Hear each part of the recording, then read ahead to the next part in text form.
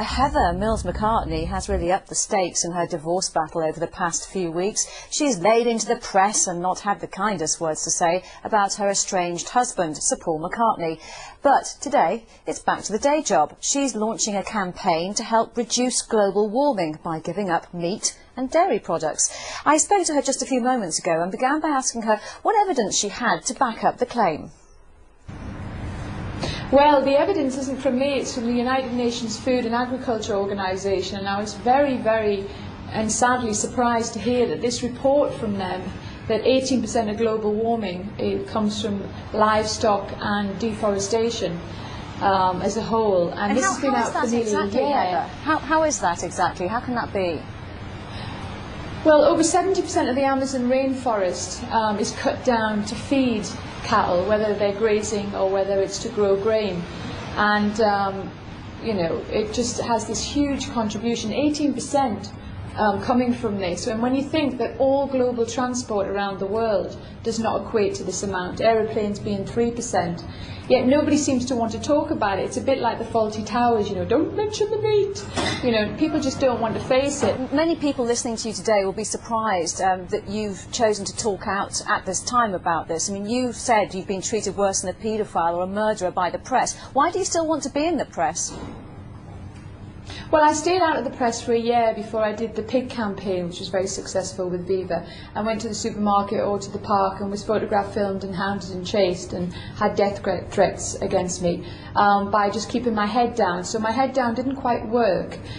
So I have popped my head back up again to some of the tabloid media's dismay, but not to the campaigns that I'm involved in and not to the general public, who very obviously do care, who've signed our petition on UK.com. Because Heather, I mean, because in terms of the media at the moment, I mean, every page seems to be filled more about your divorce. How close are you to settling it?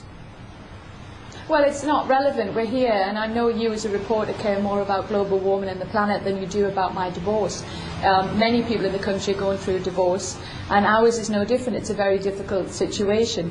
But I'm here today on behalf of Viva to talk about global warming, and I think that any time and airtime should be used for that as a priority, and I'm sure you'll agree as a respected journalist that is what is the important issue. The newspaper column inches will still be so much about your personal life. Wouldn't it be better? Wouldn't it be better to perhaps raise these issues in a time with a television company that reaches many more millions of people than tabloid journalists? And only if you feed them on your programme will they get more column inches. So that's why we're doing television, because it reaches many, many more people. The tabloid media are a tiny proportion of the country. We have over 60 million people that live in Britain.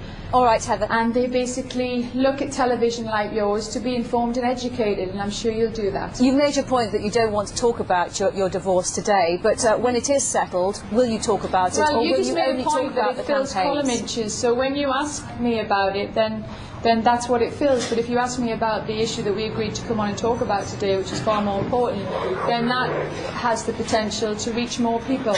But Heather, one day, when you are divorced, can you confirm that you will not talk about your marriage to Sir Paul McCartney, that you will only talk about global issues and things you care about? Are you actually hearing me? We're here to talk about global warming, and that's far more important. And I thank you for your time. Thank you very much. All right, Heather, thank you. And we thank her likewise. Now,